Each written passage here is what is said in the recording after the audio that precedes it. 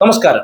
ആഗോള സമ്പദ് വ്യവസ്ഥയുടെയും സാങ്കേതിക വിദ്യയുടെയും ഗതി നിർണ്ണയിക്കുന്നതിൽ ചൈന പുലർത്തുന്ന ഏകപക്ഷീയമായ ആധിപത്യത്തിന് അന്ത്യം കുറിക്കാൻ ലക്ഷ്യമിട്ടിട്ടുള്ള വിപ്ലവകരമായ നീക്കമാണ് 2026 കേന്ദ്ര ബജറ്റിലെ അപൂർവ ധാതു ഇടനാഴി പ്രഖ്യാപനം. സ്മാർട്ട് ഫോണുകൾ മുതൽ വൈദ്യുത വാഹനങ്ങൾ വരെയും സൗരോർജ പാനലുകൾ മുതൽ അത്യാധുനിക പ്രതിരോധ സാമഗ്രികൾ വരെയും നിർമ്മിക്കാൻ അത്യന്താപേക്ഷിതമായ 17 മൂലകങ്ങളെയാണ് അപൂർവ ധാതുക്കൾ എന്ന് വിളിക്കുന്നത്. നിലവിൽ ആഗോള വിപണിയുടെ 70% നിയന്ത്രിക്കുന്ന ചൈനയെ മറികടന്ന് ഭൗമ മൂലകങ്ങളുടെ വിതരണ ശൃംഖലയിൽ ഇന്ത്യയെ ഒരു ആഗോള ശക്തിയാക്കി മാറ്റുക എന്നതാണ് ഈ തന്ത്രപരമായ നീക്കത്തിന്റെ കാതൽ. എന്താണ് ഈ അപൂർവ ധാതു ഇടനാഴി?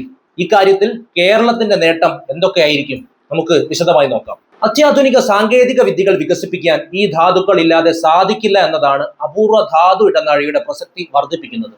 ലിഥിയം, കൊബാൾട്ട്, നിക്കൽ തുടങ്ങിയ മൂലകങ്ങൾക്കായി വിദേശ രാജ്യങ്ങളെ അമിതമായി ആശ്രയിക്കുന്നത് ഇന്ത്യയുടെ ഊർജ്ജ സുരക്ഷയ്ക്ക് വലിയ വെല്ലുവിളിയാണ്. ബജറ്റിലെ പുതിയ നിർദ്ദേശങ്ങൾ വഴി ധാതുക്കളുടെ ഖനനം, സംസ്കരണം, പുനരുപയോഗം എന്നിവയ്ക്ക് വൻതോതിൽ സബ്സിഡികളും സാങ്കേതിക സഹായവും ലഭിക്കും. ഇത് ചൈനീസ് ഇറക്കുമതി കുറയ്ക്കാനും ആഭ്യന്തര ഉൽപാദനം വർദ്ധിപ്പിക്കാനും സഹായിക്കും. കേരളത്തെ സംബന്ധിച്ചിടത്തോളം ഈ പ്രഖ്യാപനം വലിയൊരു വഴിത്തിരിവാണ്. ഇന്ത്യയിൽ തന്നെ ഏറ്റവും വലിയ അപൂർവ ധാതു ശേഖരം നിലനിൽക്കുന്നത് കേരളത്തിലെ തീരദേശ മണലിലാണ്.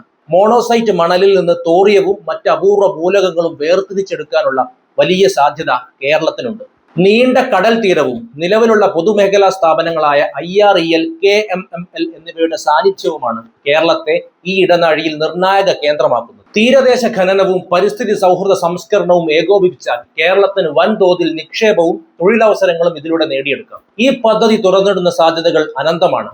സെമി കണ്ടക്ടർ ചിപ്പ് നിർമ്മാണത്തിൽ സ്വയം പര്യാപ്തത നേടാൻ ഇന്ത്യയെ ഇത് സഹായിക്കും. വൈദ്യുത വാഹനങ്ങളുടെ ബാറ്ററി നിർമ്മാണത്തിൽ വിപ്ലവകരമായ മാറ്റങ്ങൾ കൊണ്ടുവരാൻ സാധിക്കും. ഇന്ത്യ ഒരു ആഗോള മാനുഫാക്ചറിംഗ് ഹബ്ബായി മാറുന്നതോടെ വിദേശ നിക്ഷേപകർക്ക് ഇന്ത്യയോടുള്ള താല്പര്യം വർദ്ധിക്കും. ചൈനയെ ഭൗമരാഷ്ട്രീയമായി പ്രതിരോധിക്കുന്നതിനൊപ്പം സാമ്പത്തികമായി ഒരു വൻ ശക്തിയായി വളരാനും ഈ അപൂർവ ധാതു ഇടനാഴി ഇന്ത്യയെ, പ്രത്യേകിച്ചും കേരളത്തെയും പ്രാപ്തമാക്കും. ഈ മിഷന്റെ ഭാഗമായി ക്രിട്ടിക്കൽ മിനറൽ റീസൈക്ലിംഗ് പദ്ധതിക്കും വലിയ പ്രാധാന്യം നൽകുന്നുണ്ട്. ഉപയോഗശൂന്യമായ ഇലക്ട്രോണിക് വസ്തുക്കളിൽ നിന്നും ബാറ്ററികളിൽ നിന്നും ലിഥിയം, കൊബാൾട്ട് തുടങ്ങിയ മൂലകങ്ങൾ വേർതിരിച്ചെടുക്കുന്ന സാങ്കേതിക വിദ്യ വികസിപ്പിക്കാൻ ഇതിലൂടെ സാധിക്കും. കൂടാതെ ലിഥിയം, നിക്കൽ, ചെമ്പ് തുടങ്ങിയ 25 പ്രധാനപ്പെട്ട ധാതുക്കളുടെ ഇറക്കുമതി തീരുവ ഈ മിഷന്റെ ഭാഗമായി പൂർണ്ണമായും ഒഴിവാക്കി. ഇത് വൈദ്യുത വാഹനങ്ങളുടെയും ഇലക്ട്രോണിക് ഉപകരണങ്ങളുടെയും ഉൽപാദന ചെലവ് കുറയ്ക്കുകയും ഇന്ത്യയെ ആഗോള തലത്തിൽ കൂടുതൽ മത്സരക്ഷമമാക്കുകയും ചെയ്യും. കേരളത്തിലെ സ്ഥാപനങ്ങളായ IREL പോലുള്ളവയ്ക്ക് ഈ മിഷനിലൂടെ വൻതോതിലുള്ള സാങ്കേതിക സഹായവും ലഭിക്കും. തീരദേശ മണലിൽ നിന്ന്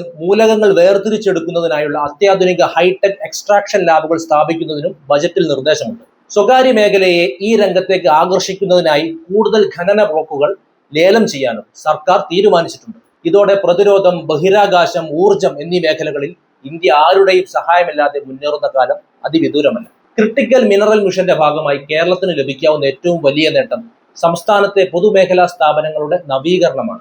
ചാവറയിലെ IREL, KMML എന്നീ സ്ഥാപനങ്ങളെ ലോകോത്തര നിലവാരത്തിലുള്ള സംസ്കരണ കേന്ദ്രങ്ങളാക്കി മാറ്റാൻ ഈ പദ്ധതിയിലൂടെ വലിയ തോതിൽ ഫണ്ട് ലഭ്യമാക്കും. ഇതിനായി ബജറ്റിൽ വകയിരുത്തിയ തുക ഉപയോഗിച്ച് നിലവിലുള്ള പ്ലാന്റുകളിൽ അത്യാധുനികമായ സെപ്പറേഷൻ യൂണിറ്റുകൾ സ്ഥാപിക്കാനാകും. തോറിയം വേർതിരിച്ചെടുക്കുന്നതിനൊപ്പം സ്മാർട്ട് ഫോൺ, ഡിഫൻസ് ഉപകരണങ്ങൾ എന്നിവയിൽ ഉപയോഗിക്കുന്ന ലാന്തനം, സിറിയം തുടങ്ങിയ വില കൂടിയ മൂലകങ്ങൾ വേർതിരിക്കാനുള്ള സാങ്കേതിക വിദ്യയും കേരളത്തിന് സ്വന്തമാക്കാം. തീരദേശ മേഖലകളിൽ പരിസ്ഥിതി സൗഹൃദമായ ഡ്രഡ്ജിംഗ് നടപ്പിലാക്കാൻ കേന്ദ്ര സർക്കാർ സാങ്കേതിക സഹായവും സബ്സിഡിയും നൽകും. തീരശോഷണം സംഭവിക്കാതെ തന്നെ മണലിൽ നിന്ന് ധാതുക്കൾ വേർതിരിച്ചെടുക്കുന്ന രീതികൾക്ക് ഈ മിഷൻ മുൻഗണന നൽകുന്നുണ്ട്.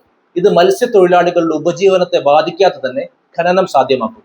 കൂടാതെ കേരളത്തിൽ പുതിയ rare earth element research and innovation centre സ്ഥാപിക്കാനുള്ള സാധ്യതയും ഈ മിഷൻ മുന്നോട്ട് വയ്ക്കുന്നു. ഇത് IIT പാലക്കാട് പോലെയുള്ള സ്ഥാപനങ്ങളുമായി ചേർന്ന് പ്രവർത്തിക്കുന്നതിലൂടെ യുവാക്കൾക്ക് വൻതോതിൽ ഗവേഷണ തൊഴിലവസരങ്ങൾ നൽകും. കേരളത്തിന്റെ വ്യാവസായിക ഇടനാഴികളുമായി ഈ ധാതു ഇടനാഴിയെ ബന്ധിപ്പിക്കുന്നതിലൂടെ പുതിയ ബാറ്ററി നിർമ്മാണ യൂണിറ്റുകളും ഇലക്ട്രോണിക് മാനുഫാക്ചറിംഗ് ക്ലസ്റ്ററുകളും സംസ്ഥാനത്തേക്ക് ആകർഷിക്കാൻ സാധിക്കും. സീമെറ്റ് പോലുള്ള സ്ഥാപനങ്ങളിലൂടെ ലിഥിയം അയോൺ ബാറ്ററി റീസൈക്ലിംഗ് സാങ്കേതിക വിദ്യ കേരളത്തിൽ വ്യാപകമാക്കാനും ഈ മിഷൻ സഹായകരമാകും. ചുരുക്കത്തിൽ, ചൈനീസ് വിപണിയെ വെല്ലുവിളിക്കാനുള്ള ഇന്ത്യയുടെ നീക്കത്തിൽ കേരളം ഒരു മൈനിങ് ഹബ്ബിന് പകരം ഒരു ടെക്നോളജി ഹബ്ബായി മാറാനുള്ള വലിയ പാക്കേജാണ് ഈ മിഷനിലൂടെ തുറന്നു കിട്ടുന്നത്. ക്രിട്ടിക്കൽ മിനറൽ മിഷന്റെ ഭാഗമായി കേരളത്തിലെ സ്റ്റാർട്ടപ്പുകൾക്ക് വലിയ തോതിലുള്ള സാമ്പത്തിക സഹായമാണ് കേന്ദ്ര സർക്കാർ വാഗ്ദാനം ചെയ്യുന്നത്. പ്രധാനമായും ഡീപ് ടെക് മേഖലയിൽ പ്രവർത്തിക്കുന്ന സ്റ്റാർട്ടപ്പുകൾക്കായി ഒരു പ്രത്യേക നിക്ഷേപ നിധി ഈ ബജറ്റിൽ രൂപീകരിച്ചിട്ടുണ്ട്. ധാതുക്കൾ വേർതിരിച്ചെടുക്കുന്നതിനും സംസ്കരിക്കുന്നതിനും പുതിയ സാങ്കേതിക വിദ്യകൾ വികസിപ്പിക്കുന്ന സംരംഭങ്ങൾക്ക് 25 ലക്ഷം രൂപ മുതൽ 2 കോടി രൂപ വരെ ഗ്രാന്റായി ലഭിക്കാൻ ഈ മിഷൻ വഴി സാധിക്കും. കേരളത്തിലെ സ്റ്റാർട്ടപ്പ് മിഷനുമായി ചേർന്ന് ഈ മേഖലയിൽ പ്രവർത്തിക്കുന്നവർക്ക് പ്രത്യേക ഇൻക്യുബേഷൻ സെന്ററുകൾ തുടങ്ങാനും പദ്ധതിയുണ്ട്. പരിസ്ഥിതി സൗഹൃദമായ ഖനന രീതികൾ, ഈ വേസ്റ്റ് റീസൈക്ലിംഗ്, ലിഥിയം ബാറ്ററി പുനരുപയോഗം എന്നീ മേഖലകളിൽ ശ്രദ്ധ കേന്ദ്രീകരിക്കുന്ന സ്റ്റാർട്ടപ്പുകൾക്കാണ് മുൻഗണന. ഇത്തരം സംരംഭങ്ങൾക്ക് ക്രിട്ടിക്കൽ മിനറൽ ആക്സലറേഷൻ പ്രോഗ്രാം വഴി അന്താരാഷ്ട്ര വിദഗ്ധരുടെ ഉപദേശവും ആഗോള വിപണിയിലേക്കുള്ള പ്രവേശനവും ലഭിക്കും. കൂടാതെ പേറ്റന്റ് നേടുന്നതിനും സാങ്കേതിക വിദ്യയുടെ വാണിജ്യവൽക്കരണത്തിനുമായി വലിയ തുക സബ്സിഡിയായി അനുവദിച്ചിട്ടുമുണ്ട്. കേരളത്തിലെ എഞ്ചിനീയറിംഗ് ബിരുദധാരികൾക്കും ഗവേഷകർക്കും സ്വന്തമായി സംരംഭങ്ങൾ തുടങ്ങാൻ ഈ ഗ്രാന്റുകൾ വലിയ പ്രേരണയാകും. പ്രത്യേകിച്ച് കൊച്ചി, തിരുവനന്തപുരം എന്നിവിടങ്ങളിലെ ടെക്നോ പാർക്കുകൾ കേന്ദ്രീകരിച്ച് ഇത്തരം മൈനിക് ടെക് സ്റ്റാർട്ടപ്പുകൾക്ക് പ്രത്യേക സോണുകൾ അനുവദിക്കാനുള്ള ചർച്ചകളും നടക്കുന്നുണ്ട്. ഇത് ചൈനീസ് ഇറക്കുമതിയെ ആശ്രയിക്കാതെ തന്നെ പ്രാദേശികമായി സാങ്കേതിക വിദ്യകൾ വികസിപ്പിക്കാൻ ഇന്ത്യയെ സഹായിക്കും. അപൂർവ ധാതു ഇടനാഴി എന്ന ഈ ബൃഹത്തായ പദ്ധതി ലക്ഷ്യം കാണുകയാണെങ്കിൽ ലോക സാമ്പത്തിക ക്രമത്തിൽ ഇന്ത്യയുടെ സ്ഥാനം അപ്രമാദിത്വമുള്ള ഒന്നായി മാറും. കഴിഞ്ഞ ദശകങ്ങളായി ഈ മേഖലയിൽ ചൈന പുലർത്തിപ്പോരുന്ന കുത്തക അവസാനിപ്പിക്കാൻ കഴിയുമെന്നതാണ് ഇതിന്റെ ഏറ്റവും വലിയ ഭൗമരാഷ്ട്രീയമായ നേട്ടം. ഹൈടെക് ഉൽപ്പന്നങ്ങൾക്കായി ചൈനയെ ആശ്രയിക്കേണ്ടി വരുന്ന സാഹചര്യം മാറുന്നതോടെ ആഗോള വിതരണ ശൃംഖലയിൽ വിശ്വസനീയമായ ഒരു പങ്കാളിയായി ഇന്ത്യ സ്വയം പ്രതിഷ്ഠിക്കും. ഇത് കേവലം ഒരു സാമ്പത്തിക നേട്ടം മാത്രമല്ല, മറിച്ച് ഇന്ത്യയുടെ ദേശീയ സുരക്ഷയെയും ഊർജ സ്വയം പര്യാപ്തതയെയും ശക്തിപ്പെടുത്തുന്ന നീക്കം കൂടിയാണ്. സാങ്കേതിക രംഗത്ത് ഇന്ത്യ ഒരു മഹാശക്തിയായി മാറുന്ന കാഴ്ചയാണ് ഈ പദ്ധതിയുടെ വിജയം ഉറപ്പു നൽകുന്നത്. സെമി കണ്ടക്ടർ ചിപ്പുകൾ, സൂപ്പർ കമ്പ്യൂട്ടറുകൾ, പ്രതിരോധ മേഖലയിലെ അത്യാധുനിക മിസൈൽ സംവിധാനങ്ങൾ എന്നിവയുടെ നിർമ്മാണത്തിൽ ഇന്ത്യ സ്വയം പര്യാപ്തത കൈവരിക്കും. നിലവിൽ ഇത്തരം സാങ്കേതിക വിദ്യകൾക്കായി നാം വിദേശ രാജ്യങ്ങളെയും അവരുടെ വ്യവസ്ഥകളെയും ആശ്രയിക്കേണ്ടി വരുന്നുണ്ട്. എന്നാൽ സ്വന്തമായി ധാതു ശേഖരവും സംസ്കരണ ശേഷിയും കൈവരുന്നതോടെ മേക്ക് ഇൻ ഇന്ത്യ എന്നത് ആഗോള തലത്തിൽ തന്നെ വലിയൊരു ബ്രാൻഡായി മാറും. 2040 ഏകദേശം $100 ബില്യൺ സാമ്പത്തിക മൂല്യം ഈ മേഖലയിൽ നിന്ന് മാത്രം സൃഷ്ടിക്കാൻ കഴിയുമെന്നാണ് വിദഗ്ധരുടെ വിലയിരുത്തൽ. പരിസ്ഥിതി സൗഹൃദമായ ഒരു ഭാവിയിലേക്കുള്ള ഇന്ത്യയുടെ മാറ്റത്തിന് ഈ പദ്ധതി വേഗം കൂട്ടും. 2070 കാർബൺ വിമുക്ത രാജ്യം എന്ന ലക്ഷ്യത്തിലേക്ക് നീങ്ങുമ്പോൾ വൈദ്യുത വാഹനങ്ങളും സൗരോർജ്ജ പാനലുകളും നിർമ്മിക്കാൻ ആവശ്യമായ ലിഥിയവും കോബാൾട്ടും ഇന്ത്യയിൽ തന്നെ ഉൽപ്പാദിപ്പിക്കപ്പെടുന്നത് വലിയ ആശ്വാസമാകും. ഇത് ഇന്ധന ഇറക്കുമതിക്കായി ചെലവാക്കുന്ന കോടിക്കണക്കിന് വിദേശ നാണ്യം ലാഭിക്കാൻ സഹായിക്കും. കൂടാതെ ഈ മേഖലയിൽ ലക്ഷക്കണക്കിന് പുതിയ തൊഴിലവസരങ്ങൾ സൃഷ്ടിക്കുന്നത് ഇന്ത്യയിലെ യുവജനങ്ങൾക്ക് വലിയ പ്രതീക്ഷയാണ് നൽകുന്നത്.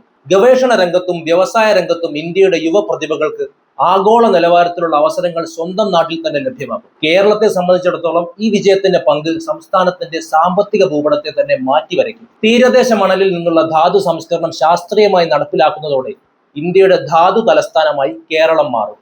ഇത് വിദേശ നിക്ഷേപകരെ കേരളത്തിലേക്ക് ആകർഷിക്കാനും സംസ്ഥാനത്തെ പൊതുമേഖലാ സ്ഥാപനങ്ങളെ ലാഭകരമായി മുന്നോട്ട് കൊണ്ടുപോകാനും സഹായിക്കും. ചുരുക്കത്തിൽ, അപൂർവ ധാതു ഇടനാഴിയുടെ വിജയം ഇന്ത്യയെ ഒരു വികസിത രാഷ്ട്രമെന്ന സ്വപ്നത്തിലേക്ക് എത്തിക്കുന്നതിൽ ഏറ്റവും പ്രധാനപ്പെട്ട ഒരു ചവിട്ടുപടിയായി മാറും. ഈ വിഷയത്തിൽ നിങ്ങളുടെ അഭിപ്രായം കമന്റ് ചെയ്യൂ. മറ്റൊരു വീഡിയോയുമായി വീണ്ടും കാണാം. നന്ദി.